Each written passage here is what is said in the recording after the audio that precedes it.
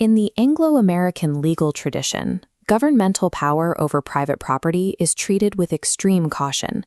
The original constitutional framework did not view property rights merely as individual economic interests, but as structural protections for liberty itself.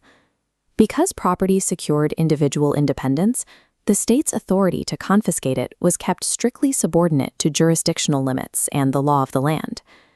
Modern civil asset forfeiture operates through procedural mechanisms that permit the state to seize property through administrative process, often without the requirement of a criminal conviction or a trial for the owner. The inherited system required strict procedural safeguards and public accountability before the state could seize assets. This modern framework reverses that necessary sequence. It permits the deprivation of property to precede demonstrated guilt, rather than follow it.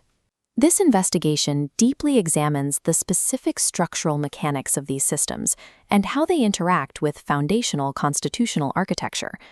By operating beneath inherited legal forms, civil forfeiture functions as a self-sustaining administrative revenue mechanism, creating a condition that conflicts with the separation of powers.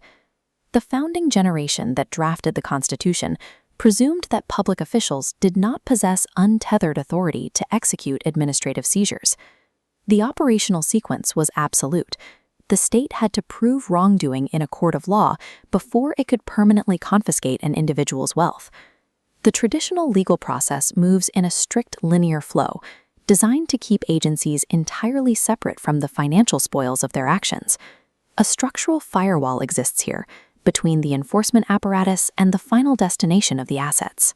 This barrier is a mandatory feature of constitutional design, ensuring that specific officials exercising coercive authority cannot operate under direct financial conflicts of interest. The strict linearity of the sequence, combined with that financial firewall, served as the primary mechanism preventing the state from using confiscation as institutional finance. That historical firewall collapsed with modern statutory design. Federal law authorized the creation of the Department of Justice Assets Forfeiture Fund. This statute permitted the very governmental agencies participating in a seizure to retain substantial portions of the proceeds they confiscated. States adopted identical structures, enacting laws that direct forfeited assets straight into local law enforcement budgets, investigative grants, and equipment acquisition accounts. This diagram shows the mechanical shift. The linear sequence bends, and the firewall breaks. Revenue flows directly back to the institutions exercising coercive authority. In operation, these proceeds finance the structures responsible for conducting future seizures. Institutional survival and bureaucratic continuity align directly with an ever-expanding rate of asset seizure. This operational expansion continues independently of the traditional constitutional safeguards associated with due process. This creates a system where institutional legitimacy is derived from internal procedural validation, rather than a continuous demonstration of constitutional authority. By replacing external legal boundaries with internal financial incentives, this feedback loop severs the constitutional relationship between public law enforcement and the protection of private property. The structural damage of this administrative loop does not stop at police departments and federal offices. Forfeiture-generated revenue indirectly supports much wider components of the judicial and administrative apparatus itself. The money travels through secondary mechanisms: training subsidies, institutional grants, operational funding, and interagency resource-sharing arrangements. Article 3 of the Constitution requires a rigidly independent judiciary, entirely insulated from improper financial influence, capable of rendering impartial judgment. Article 6 reinforces this, requiring public officers to remain bound by an oath to the Constitution, rather than to the financial interests of their specific administrative institution. When courts and administrators become financially intertwined with the practices they review, the separation of powers breaks down. Financial incentives bleed across institutional boundaries, even capturing professional legal networks tied to these funding systems.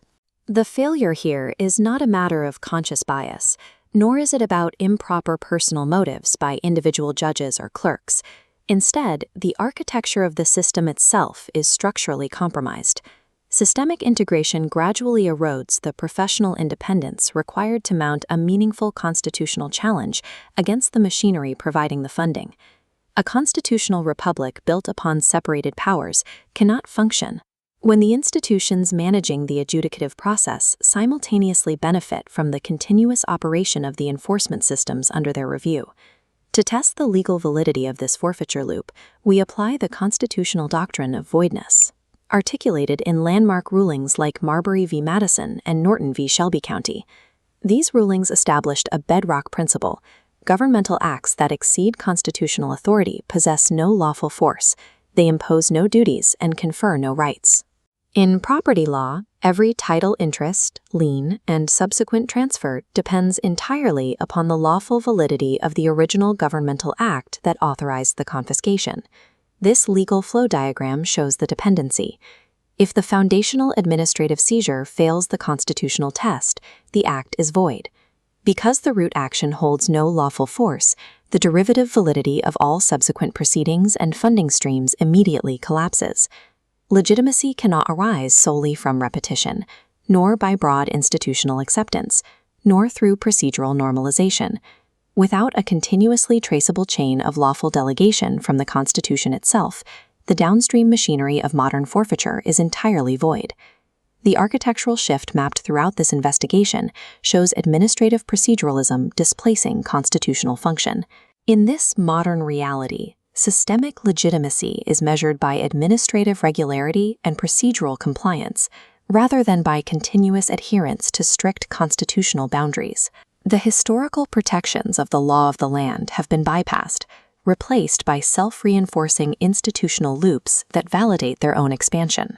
The mere preservation of constitutional forms, the continuing existence of courts, clerks, and legislative bodies, does not guarantee the preservation of constitutional function, liberty, or due process. We must ask whether property rights still exist as fixed constitutional limits against state power, or if they have become entirely contingent upon administrative discretion, operating behind the hollowed-out facades of our inherited legal system.